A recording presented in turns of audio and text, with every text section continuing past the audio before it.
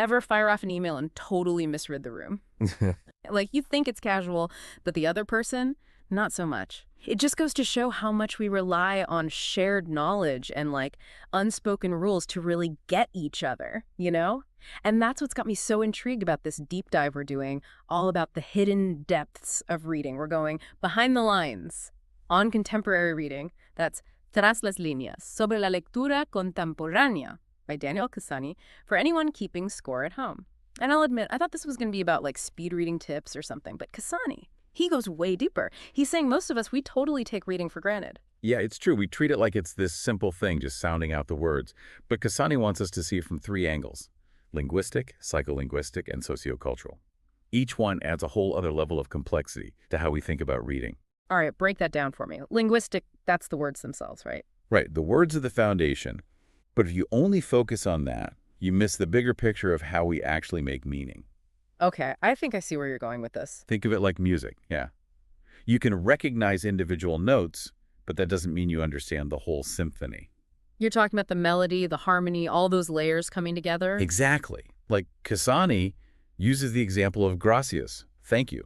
Seeing it on a garbage can versus at the end of an email, totally different vibes, right? Oh, for sure. Or that example with the exam scores. How a 7 could be amazing, or a total letdown depending on the school. Context is everything. Nailed it.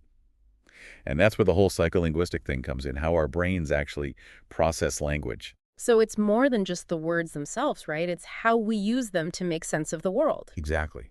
We're not just empty vessels. We're drawing on everything we already know to make those connections. It's like there's this whole internal dialogue happening that we don't even realize. Totally. Like that bit about Cruyff that Cassany talks about, if you don't know who Johan Cruyff is, the soccer player. Yeah. That whole passage is going to be gibberish. Like trying to do a puzzle, but half the pieces are missing. You might get the gist, but not the full picture. Perfect analogy. And that leads us to the sociocultural piece of the puzzle. It's about how our backgrounds, our cultures, they all play a role in what we take away from what we read. So it's not just what we personally bring to the text, but also all the unwritten rules from, like, the world around us. Okay, now this is getting really interesting. It is. Because even our own personal experiences, they're shaped by the communities we're a part of. Like Cassany's example of Republican cities. Totally different meanings depending on where you are and what Republican means in that context. Wow, that's fascinating. So even when we think we're on the same page, there's always a chance for a disconnect based on all these hidden meanings. So it's like we're not just reading the words on the page. It's more like we're reading the whole world around them too, right? Makes you wonder if there's even such a thing as a neutral text, or is it all up for interpretation? You know, Cassany actually addresses that. He talks about this road sign in Scotland. Oh, yeah. The one with the, like, death count or something? Exactly. It said something like 17 deaths in the next 10 miles. Oh, talk about a reality check. Not sure I'd feel very reassured seeing that on my morning commute. Right. But in Scotland, they saw it as like this really effective warning. But then they tried a similar campaign in Spain, and it totally backfired. People found it way too intense, you know. Wow.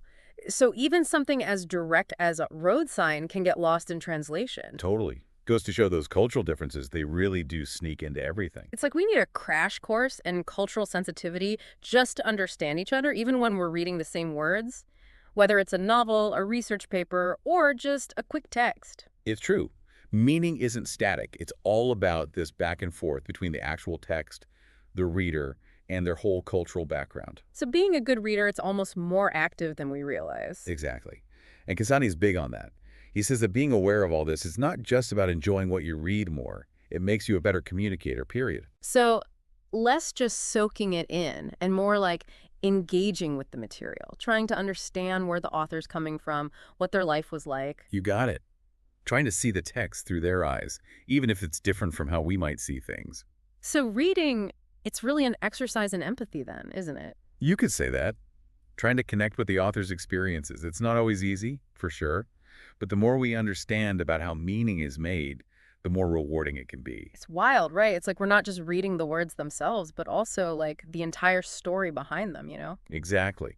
Cassany's big point is that every text, it comes with this whole web of hidden meanings. All those cultural influences and historical context, like you were saying. It's all woven together to make meaning. And that's what makes his work so insightful, I think.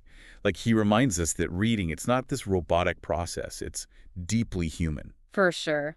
This has been a really eye-opening conversation. We've covered so much ground, like how our brains actually make sense of all these squiggles on a page. And how our own experiences can change how we see a text. It's amazing how even the simplest words can mean completely different things to different people, too. That's all relative, right? But the biggest takeaway for me is how, like, reading isn't passive. We're not just empty vessels being filled up with information. It's about actively engaging with what we're reading, like asking questions and really trying to understand different points of view. It's a two-way street.